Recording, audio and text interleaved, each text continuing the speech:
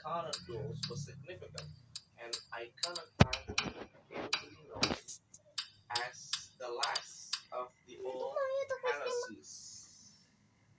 Persecuted iconoclasts was significant,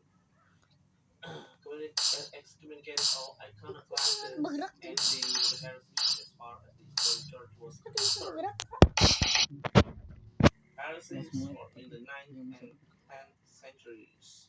In the first Christian centuries, there was a need to establish how Christian doctrine fitted with existing systems of religious belief in the Greek and Roman world. It was not contention that it was distinct from the polytheisms of paganism.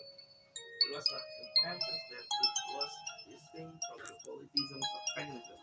It was a monotheistic religion with what has nothing to do with the vast syncretism of the Roman world, but it was not so easy to say what made it unlike any other religion. It was not contentious that it was distinct from the poly it was not contentious that it was distinct. It was not contentious that it was distinct from the polytheisms of paganism. It was a monotheistic religion, which, like Judaism, would have nothing to do with the pervasive syncretism of the Roman world, but it was not so easy to say what made it in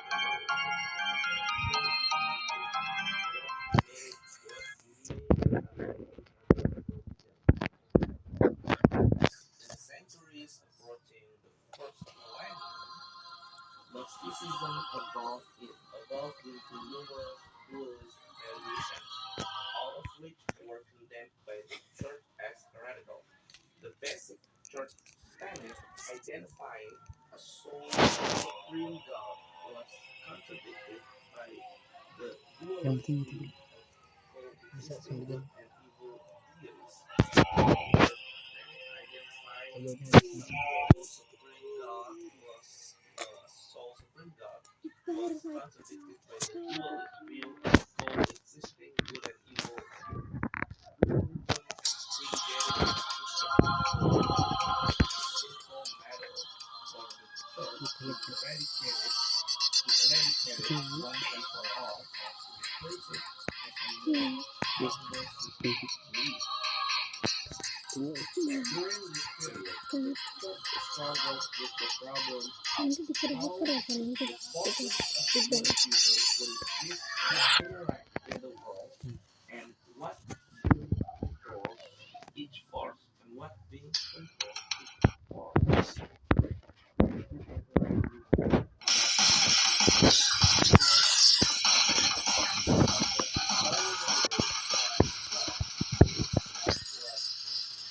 That was a function of mankind's free will. Evil as a turning away from God was just a function of mankind's free will. But this concept did not explain the existence of pure or cosmic evil. Evil requires an explanation in mathematics. During the 9th and 10th centuries, this question dominated the church in its struggle against heretical China. Dominated the church in its struggle against heretical China. From the Gnostic point of view, there had to be an evil deity. There had to be an evil deity because otherwise it was incomprehensible how a single being was able to exist. From the Gnostic point of view, there had to be an evil deity. Otherwise, it was incomprehensible how a single deity could possibly exist. To the Christian theologian, evil grew from mankind's tendency so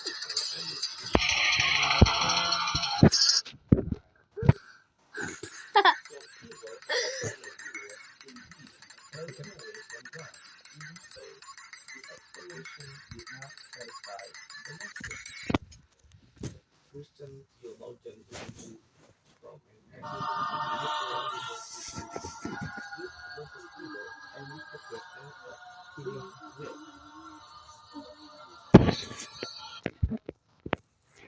The great church intellectual Augustine faced a challenge in, in trying to reconcile Gnosticism with Catholic free will. In trying to reconcile Gnosticism with Catholic, the initial challenge of distinguishing between good and evil formed the early form blurring the basis for radical movement. Initial challenge distinguishing between good and evil formed the early basis for radical movement. However, this evolved into distinctions between good and evil and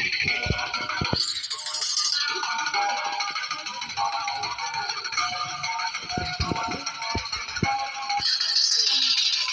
Clarity and there was accepted a mediation by Jeffrey Christian by Jeffrey Christian. Over time, newer beliefs began to emerge. There was a dispute over this temporary period. Therefore, versus free will. So the theological debate took over in Gnosticism was challenging what Catholic meant by free will. Thank you for your discussion. And now we're going to address the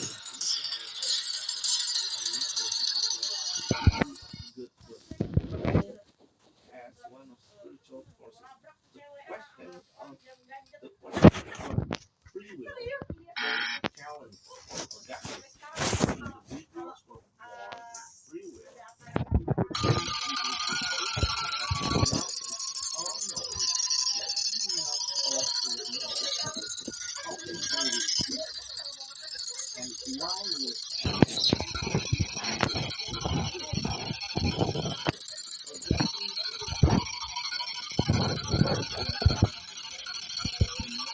Despite his biblical stance, however, the free will is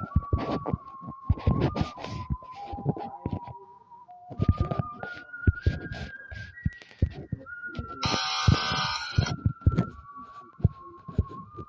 morally back the argument of good. So free will places man in a position of knowingly turning his back on God and on the forces of good. Augustine wrote, now he has revealed to us through his Holy Scripture that there is in some man a free choice of good. But how that free choice? By denying the power of free will, Augustine what is to begin with? Uh, what is to begin with is that God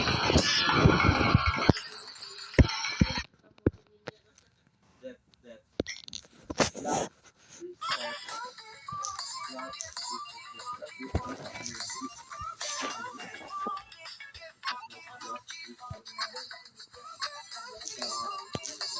was not God pre-thought God himself, that God pre-thought themselves would be of no themselves would be of no use to a man unless he had free choice of good. So that by foretelling them he would obtain his reward. Verse 4. The apostle also says, the wrath of God is revealed from heaven against all ungodliness and unrighteousness of men who hold back the truth.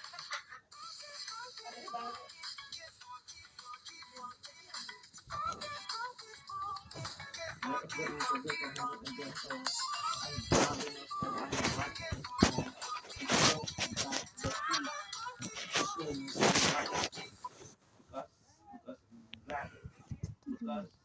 which may be known of God, but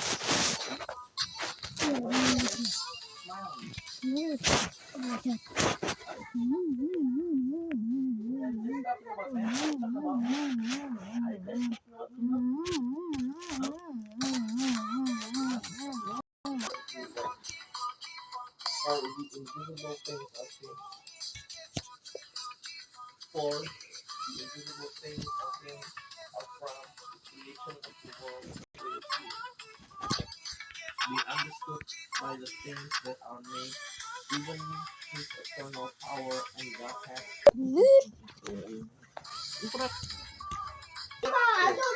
Orang saya tuh, bisa ngomong kencang. Tapi nggak marah. Kira segini masa gimana? Kira begini masa. Dengkul badan sampai dengkul. Lama siap tadi, aku belum nanya. Kenapa sih gitu? Biar bapak nggak marah. Dia gitu begini sih. Dia nggak contoh. Ayo contoh. Lebih gampang itu. Kasih contoh. Kasih contohnya gimana tekan orang ngasih contoh. Gak bisa dengerin. Nih, tuh. Tuh, kasih tuh. Makasih, Bang. Dia masuk. Kasih, Bang.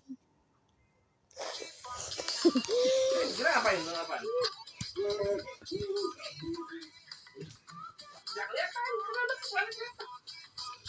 Satan as a fallen angel addressed this problem but did not explain why any being having free will would want to Tanpa find tanpa duit kali. later years, late 11th men one exemplified good in the universe and given free will in the decisions made by mortal man. This supported and influenced the purpose basis for distinguishing between good and evil, also among men, between good and evil among angels, there were not two gods. It exemplified good in the universe. It exemplified good in the universe and given free will in the decision made by mortal man. However, evil was controlled and promoted by the fallen angel. In the spiritual hierarchy, such a being was immortal but not God.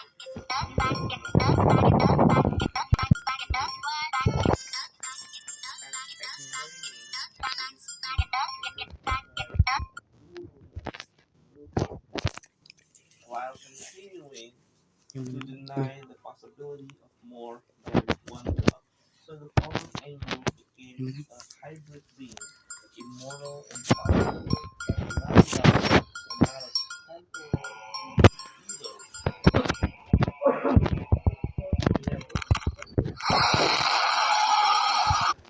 Or of a hierarchy of beings